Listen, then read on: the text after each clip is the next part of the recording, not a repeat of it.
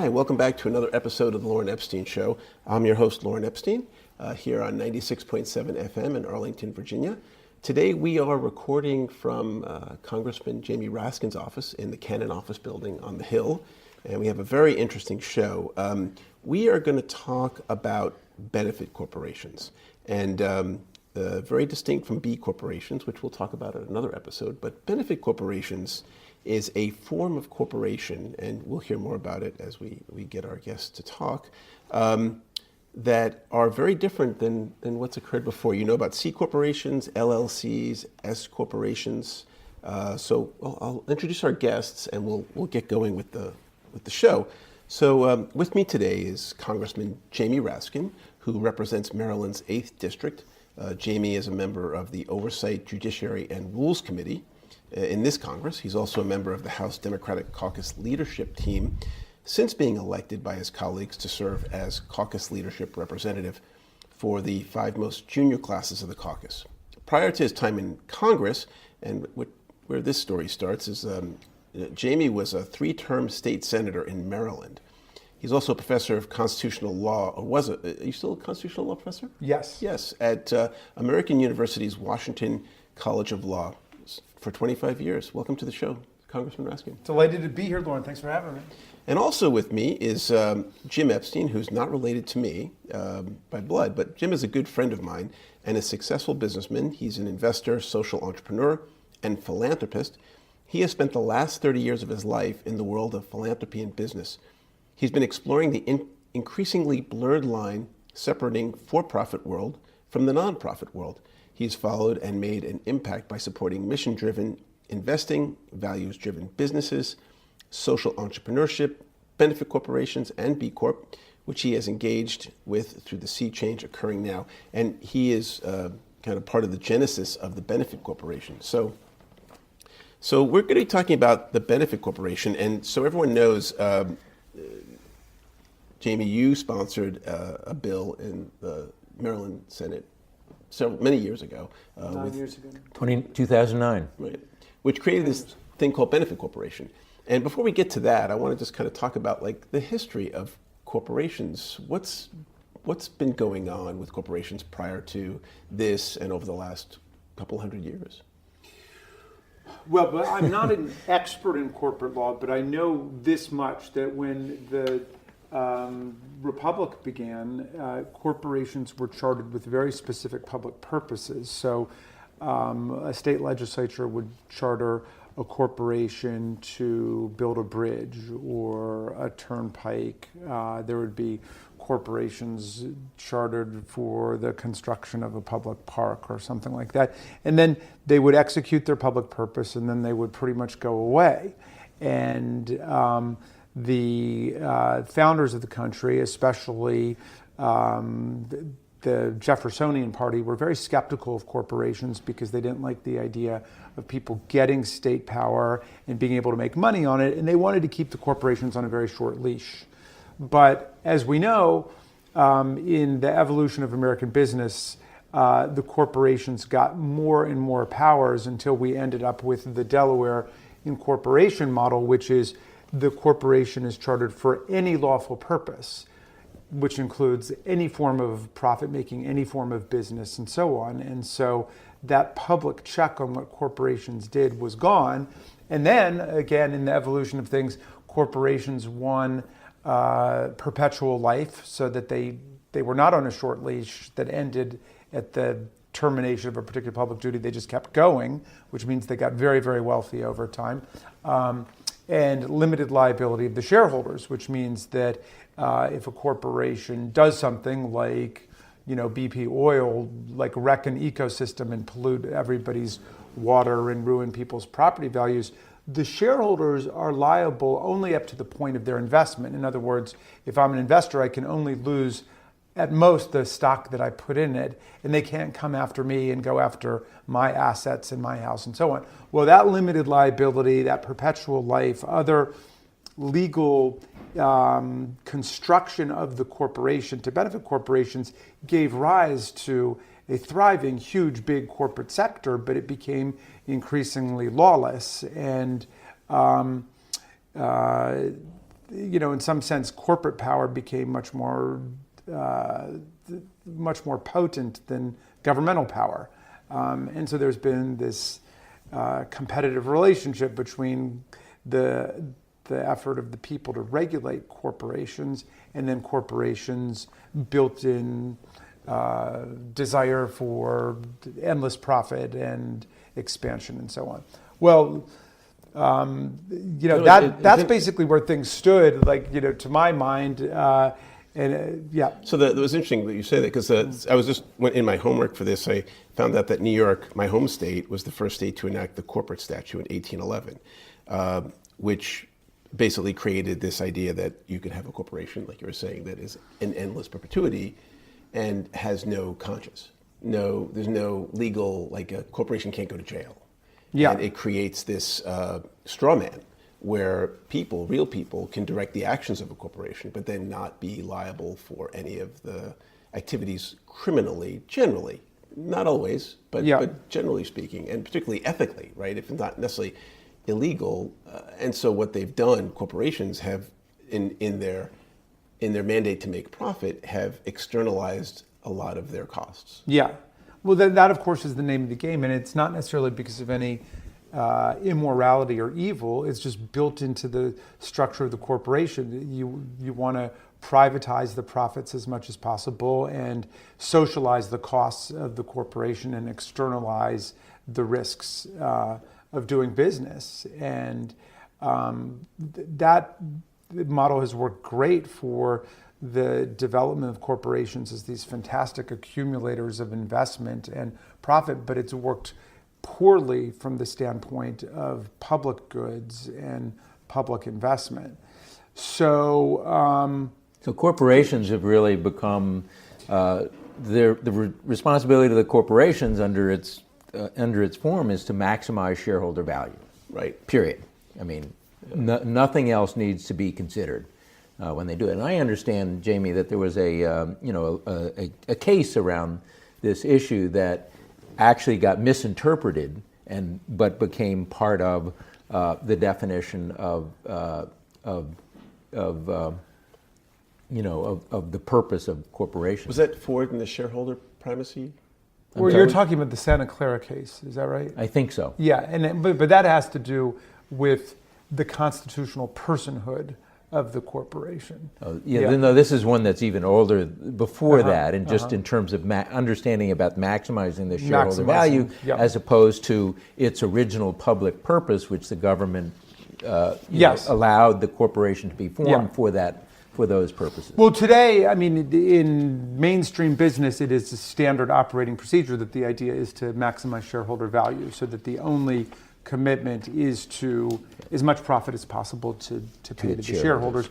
And what's hidden there, of course, is the benefit to the executives, the people who run the company. And they could be like the people who own or run a corporation can be sued by the shareholders if they don't keep profit as the primary. So if they get a conscience and they say, well, you know what, we really shouldn't pollute this river, but the primary beneficiary is the investor, they have to do what's best for the investor. That's right. Now, of course, if a corporation didn't want to do something that could make a lot of money, they would have a defense if it were illegal. But if it's not illegal, even if it's wrong, and if it's even antisocial, then there would be a defense to it. So, this was kind of where things stood when Jim Epstein introduced me to Andrew Kasoy and Bart Houlihan and who was the other? There's three of them. But anyway, he introduced me to the people who've been working on the whole B Corporation. And that was in 2009? In 2009, right? Right. And it was in 2009, and we were engulfed in these scandals of basically corporate corruption and pollution and so on. There was the BP oil spill that was happening right around then. I think Massey Energy in West Virginia. Loss of the miners and 29 people killed there after the corporation was just flagrantly flouting the laws and the regulations. There was AIG, and then the mortgage crisis meltdown. I mean, basically the entire economy was almost wrecked for good by all of this corporate misfeasance. So part of the answer to that has got to be to reestablish meaningful regulatory fences. But it had been brewing with me that the whole model of what a corporation is was so distorted and so distant from the way corporations began, because they acted like such lawless, unregulated entities. And so Jim introduced me to these people who had been creating this B Corp movement, which was the idea of a kind of green, progressive business movement organically coming up from businesses who wanted to comply with the highest possible workplace standards, environmental standards, social standards, and so on. And I said, we need to formalize that and legalize it. And Jim, what had you get interested in this?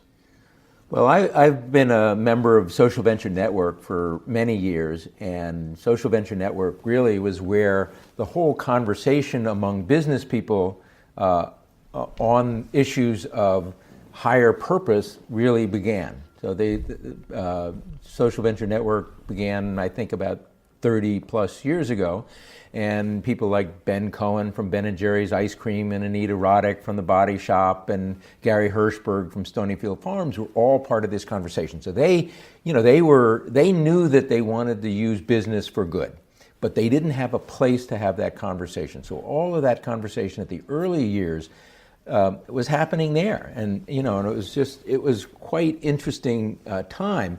And a whole bunch of different things came out of that, one of which is the inspiration for these three guys to start B-Lab, which supports the or B Corp certification process to give companies a measuring stick for true sustainability in all aspects of their business. So it's not just environmental, but it's how they treat their employees, it's how their supply chain, and it's their relationship with their community, and it's their banking, and on and on and on. So it's really a comprehensive kind of thing. But they also recognized that there was no legal basis for this, so they wanted to create something different, like we have the C and the S Corp and LLCs, and they wanted to create something that allowed the people who were running those businesses to have to not just have to maximize shareholder value, that there were other things that were of interest to them for the public good. So they created that the whole idea of a benefit corporation. And what made you reach out to Jamie? Well, I had gone, and this is in 2009. I was at the Social Venture Network conference in Chicago at the time, and they were talking about their work to try to get benefit corporation legislation passed in California, and it had failed there. Governor Schwarzenegger vetoed the legislation. And they had been making an effort in North Carolina, and apparently North Carolina was saying, "Oh, this is a communist plot," and it really went haywire down there. And then Vermont had been considering it for a long time, and other places had been doing it, but nothing was really changing, during in that time period.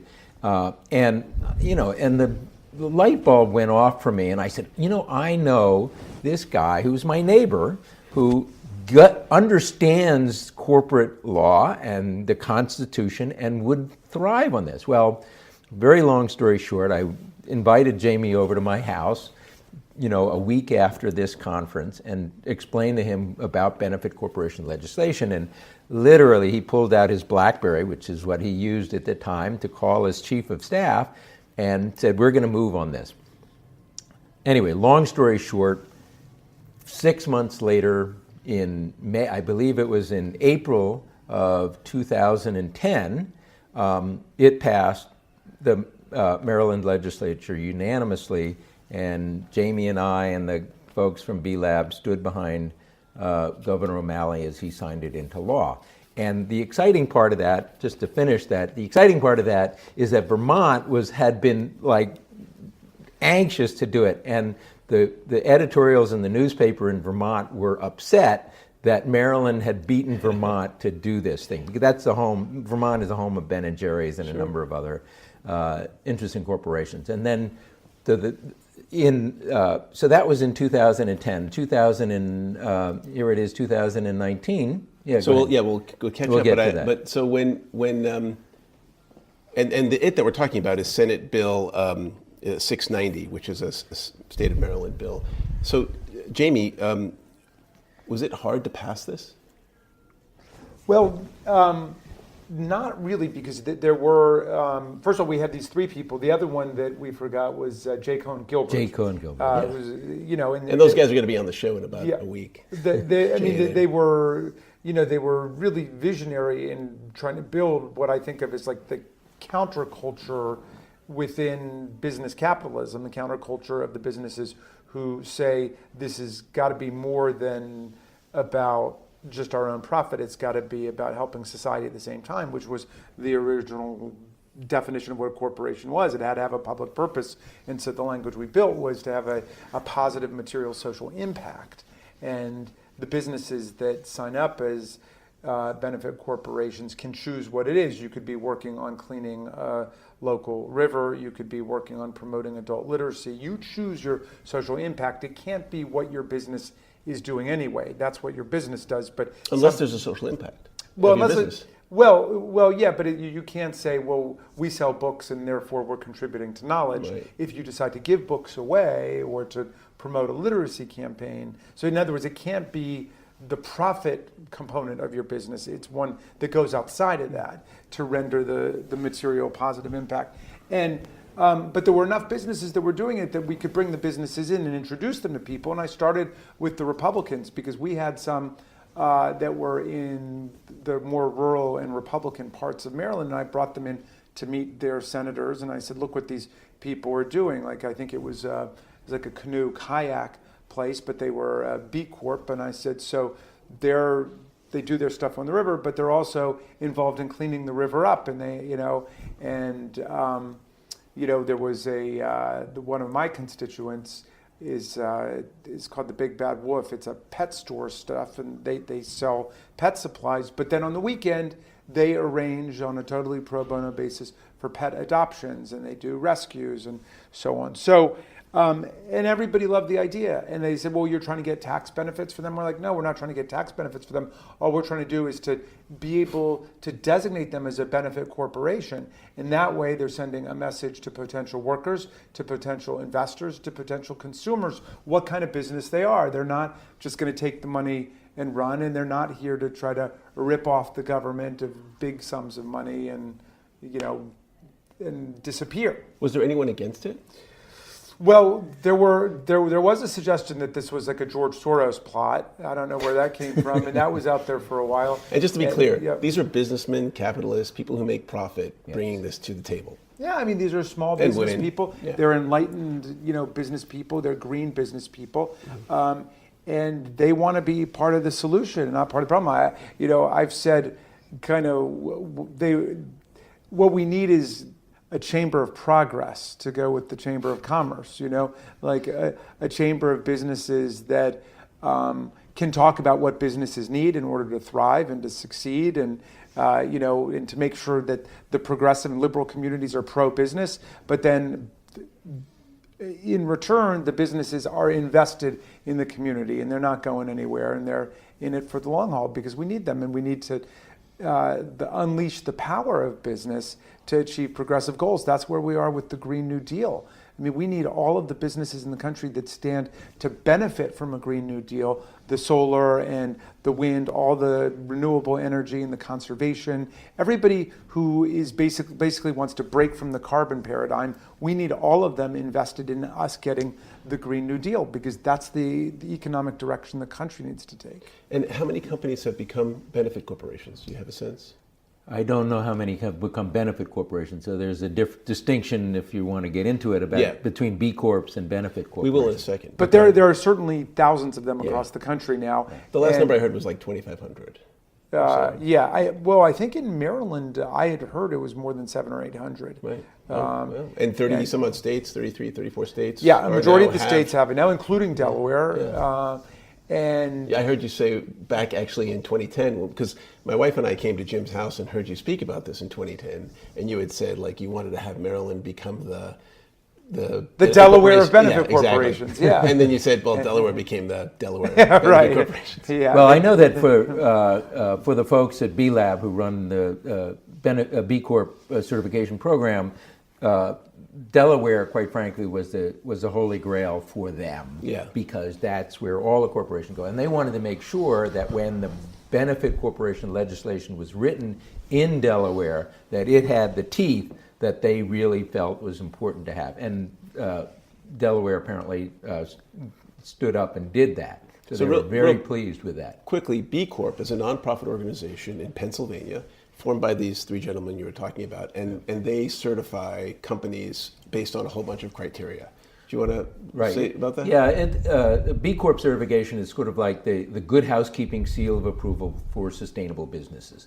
And they measure these corporations, these companies across a broad range of sustainability issues. So it's not just environment, but it's how they treat their employees and the kind of involvement that they have with their community that they live in and that they operate in. How they manufacture. Their supply chain and their manufacturing process and just the whole thing. So it's really comprehensive in it. And I highly recommend going to their website, which is bcorporation.net, to look at this survey, because any company can go and take that test and see what it's like and understand what true sustainability looks like. So I can't recommend enough they're doing that. So they were the ones that really got things going with that, with the certification. We're going to take a quick break. Yeah.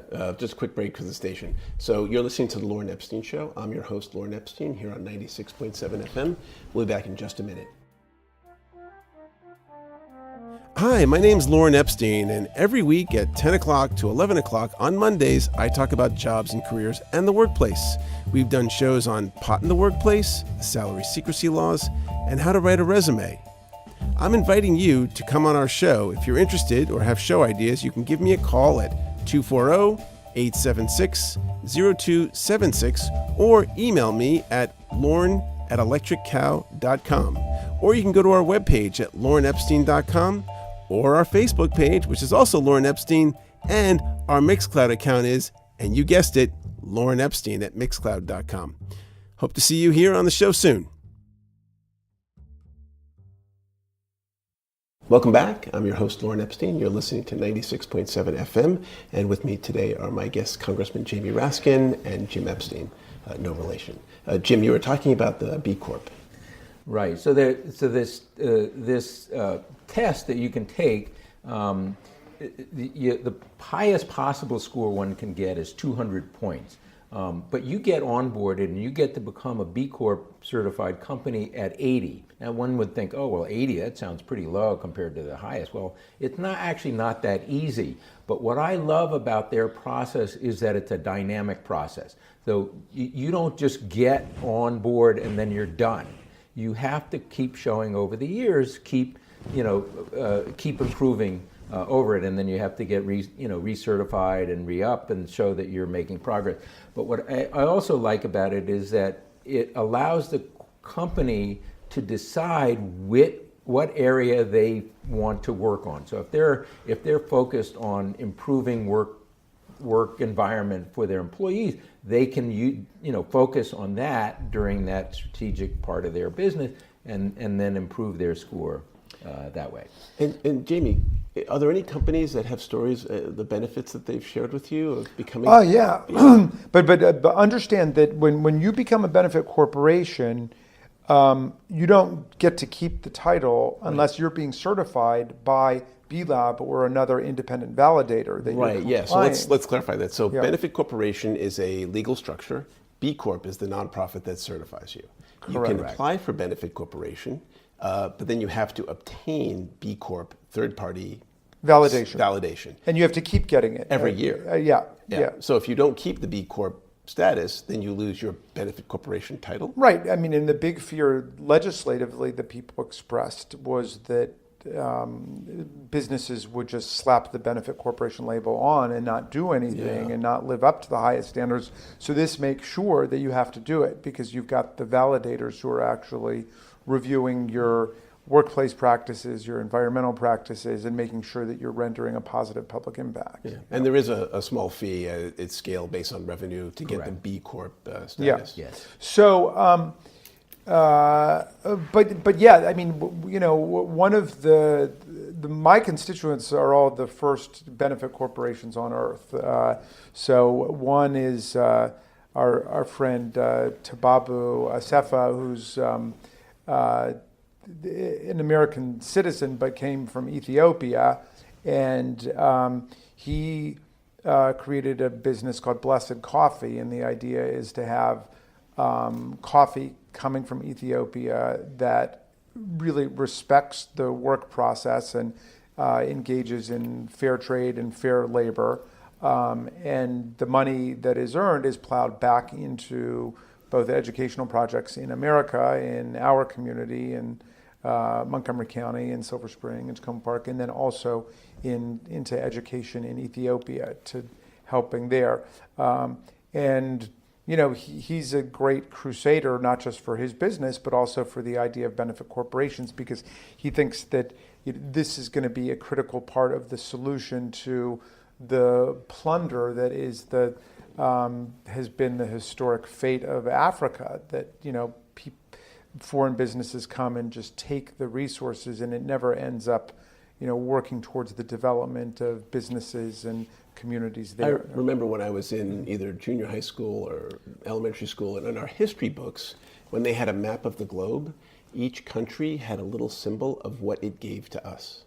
So like a symbol for ore or tin or coal. Yeah. And then I didn't think about it, but now it seems like it's not really the way we should have our world set up. Yeah, so Tababu makes the lucid point that rather than having an imbalanced economic relationship with Africa and unfair trade arrangements, we should have fair ones, rather than trying to compensate on the other side with foreign aid to take care of people who are impoverished.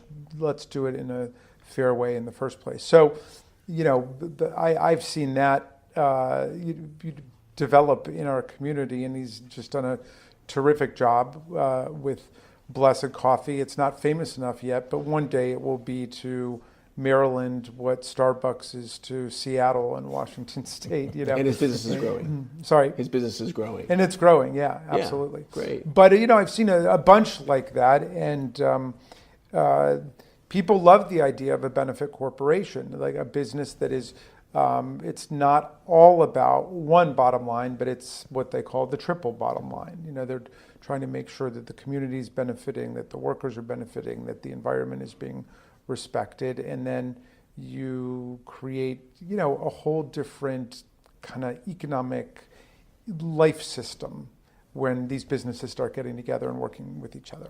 So I have a question. It's actually from my father-in-law, and I'd be remiss not to ask. So my father-in-law, David Corton, wanted me to ask you if all corporations should be for benefit in order to serve public purpose. And he comments that, after all, corporations are chartered by the state. And what do you think? Well, that was certainly the original idea. Then it evolved towards the model of for any lawful purpose. So it might be lawful, but it might not necessarily be socially beneficial, right? There are a lot of businesses that are engaged in activity that, we wouldn't necessarily consider a social good. And that's not the way they define themselves. But I think that, your father-in-law's right. I think that ultimately we've got to get back to that idea. The crisis of climate change forces us to focus on this question. Can we have corporations that are engaged in lawful behavior that is directly violating the public health, the public welfare, the public good? Yeah.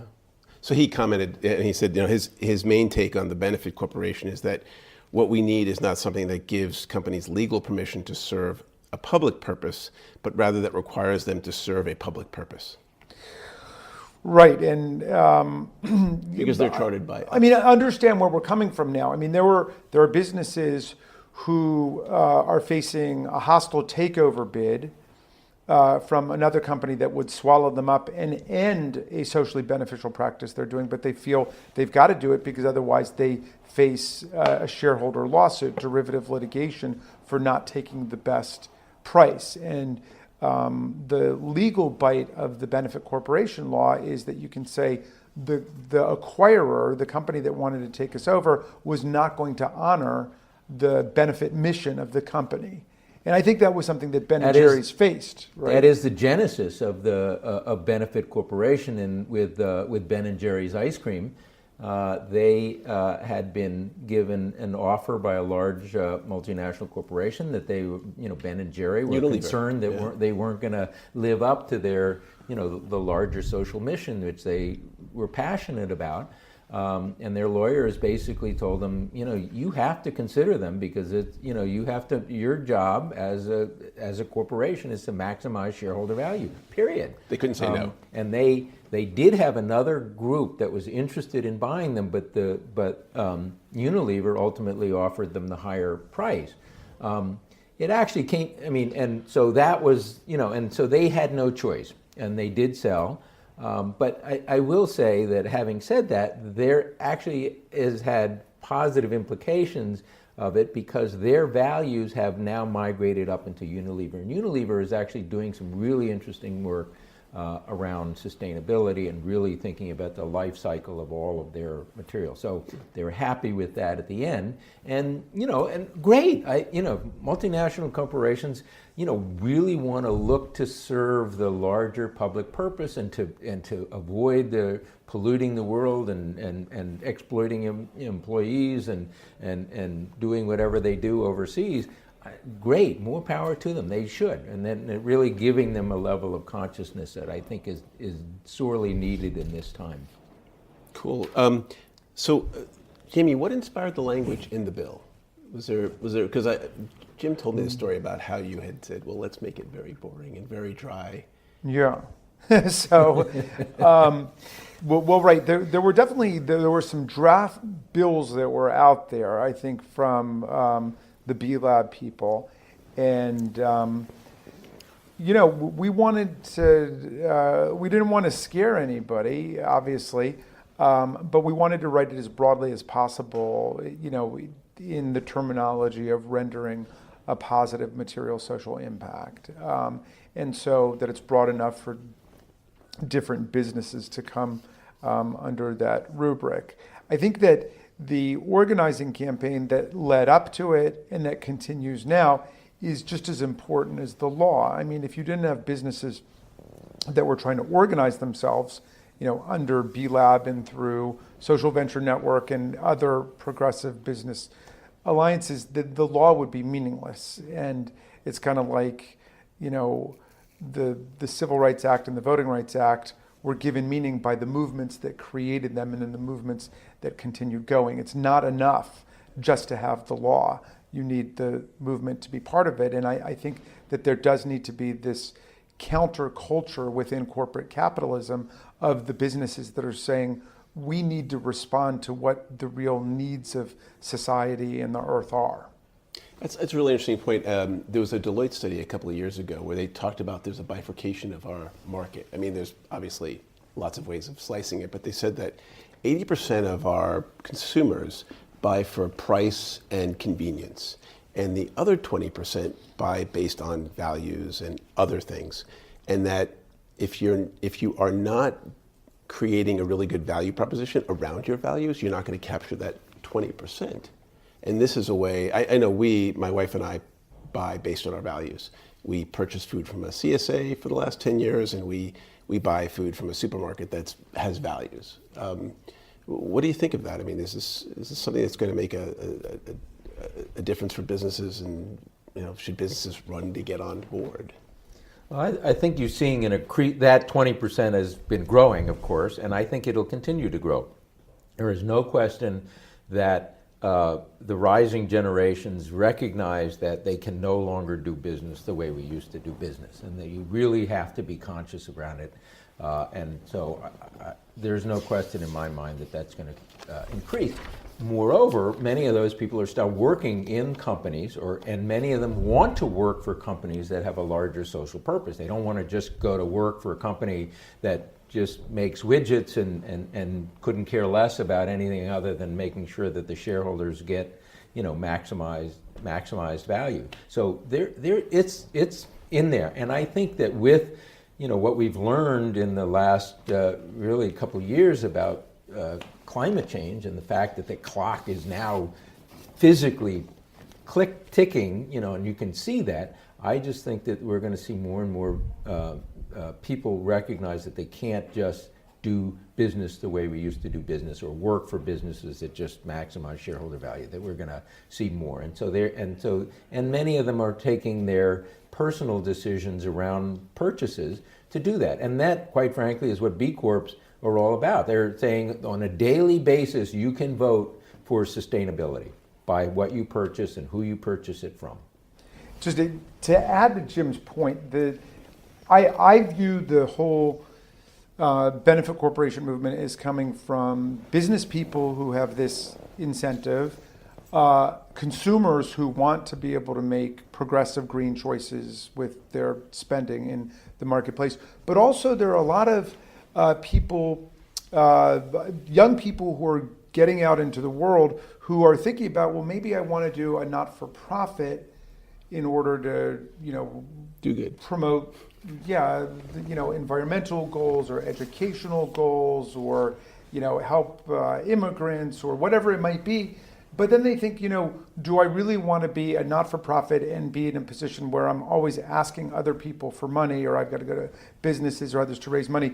Maybe there's a way of setting this up as a for-profit business where we can make money to support ourselves, but then also render the positive material impact. So it's coming not just from the for-profit side, but from the not-for-profit side, because a lot of not-for-profits are having a hard time keeping themselves going. And so it's another way of conceiving about what you're doing. You're not going into business in order to make a staggering killing because you want to be a billionaire, but enough to support the business and to support the employees and to do good at the same time. And so you see how it blurs the distinction between what a for-profit is and what a not-for-profit is. And I will say that these two terms are terrible terms, quite frankly, because why do you want to define something by what you're not? So I'm not a big fan of not-for-profit, but because there are other profits that you're trying to achieve.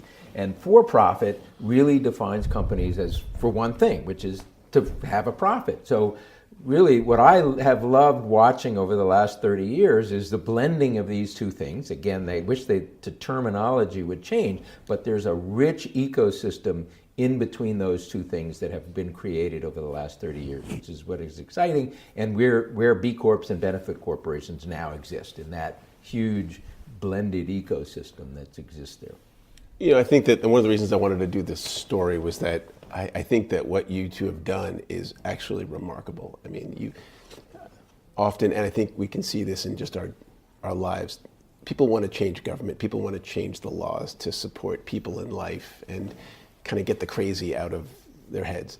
And you did this in kind of under the radar, fairly quickly and painlessly. Like there weren't big marches or protests.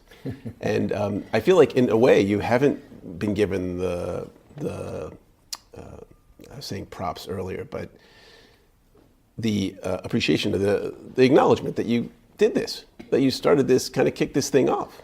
Well, but all the credit goes to Jim Epstein, who brought the idea and connected me with these people in Philadelphia. I mean, but I have noticed that there's a ton of law review articles about it now. And, I'm a law professor, not of corporations, but of constitutional law.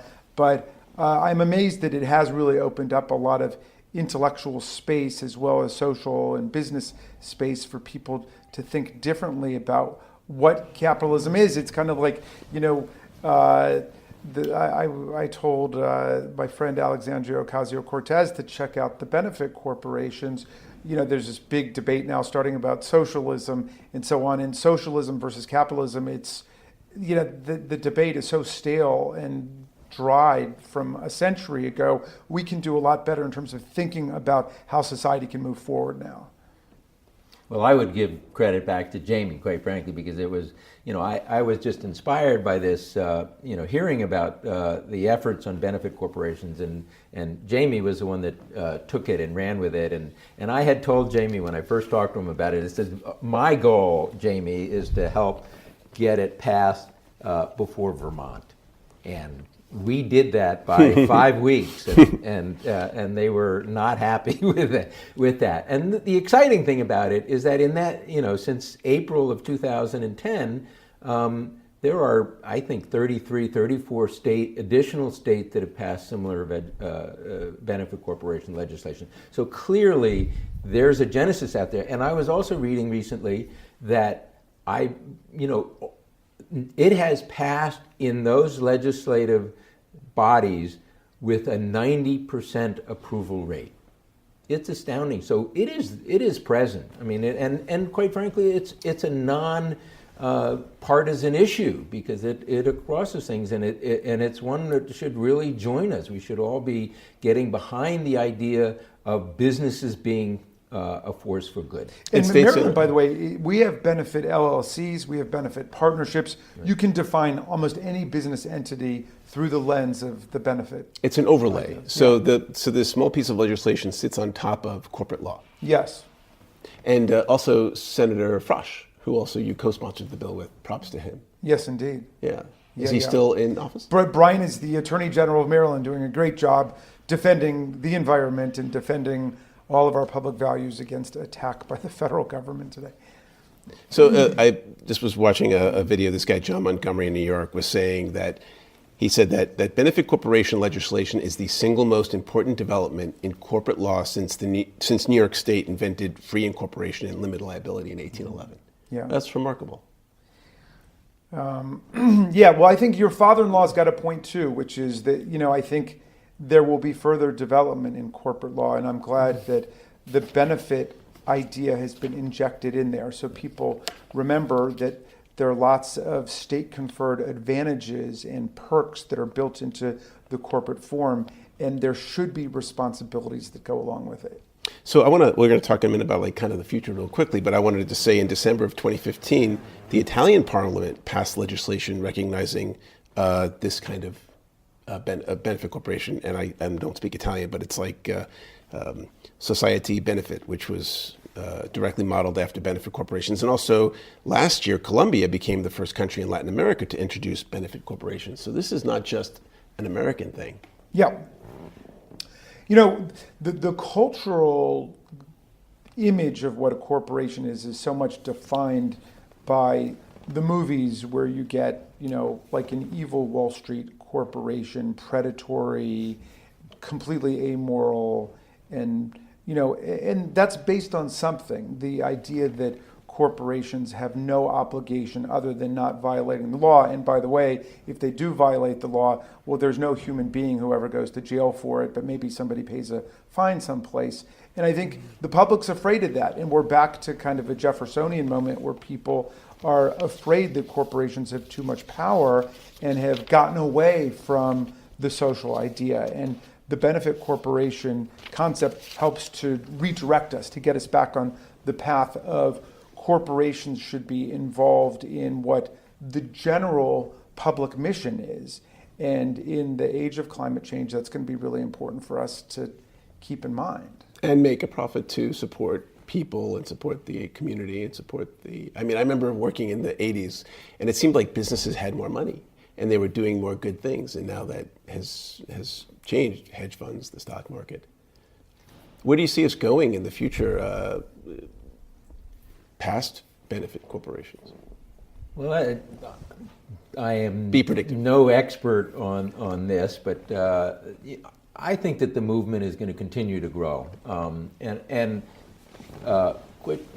So what's in my view, sort of where we are, before I can talk about where we're going to go, is that I do see a big split between, the large corporate multinational interest And many of them are beginning to shift, which is good. I mean, Unilever is clearly an example of that, and they're one of their competitors. Procter & Gamble may also, you might argue, is doing some really interesting work around sustainability. So you see some of that, but it isn't, it isn't a wholehearted kind of thing.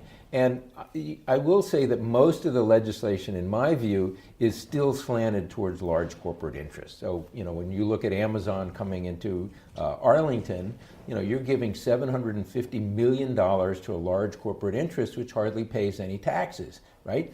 Why are we doing that? You could take that same money and give $75,000 to 12,000 businesses. I'll bet you would do much better in terms of getting people hired than you would by giving all of that money to one person. So clearly there's this sense that we need to cater to the large corporate interest. And I think that what we're going to see is a much richer, diverse business environment for small businesses, assuming we can keep a level playing field, because it isn't.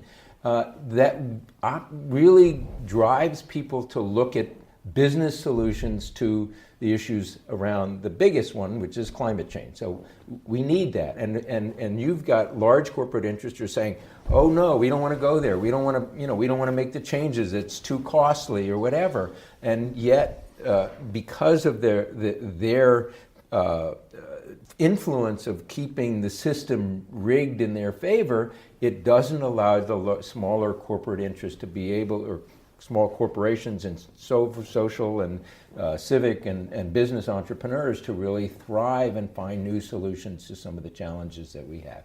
So I see that we're going to increasingly see interest in changing that dynamic, and I hopefully all of that will influence the large corporate interests. They're not going to go away. We're not going to end them, but I think we can move them towards understanding that there are larger public purposes for them.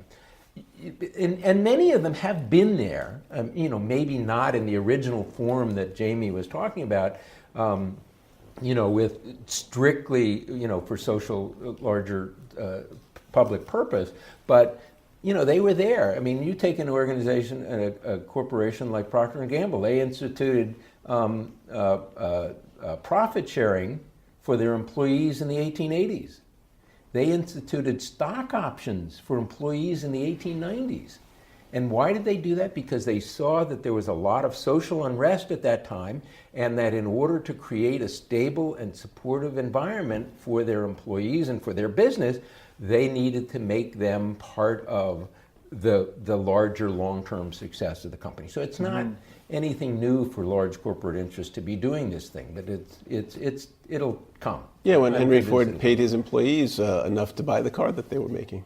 That's right. There's another example. There was this old idea that the corporation had broader responsibilities. It wasn't just about profit making. And now, of course, a lot of the way that they exercised their responsibilities was antisocial in itself. There was a lot of race discrimination, a lot of sex discrimination, and so on. But there was at least that concept. That concept is drained away as we've moved more to the model we were talking about before, which is there's one value, which is shareholder value and profit, therefore.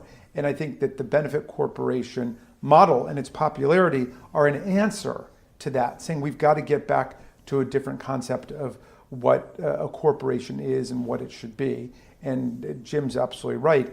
That is also consistent with an antitrust philosophy, which is you don't allow a handful of corporations to dominate the market and to control all commerce. You need to divide it up to have real competition.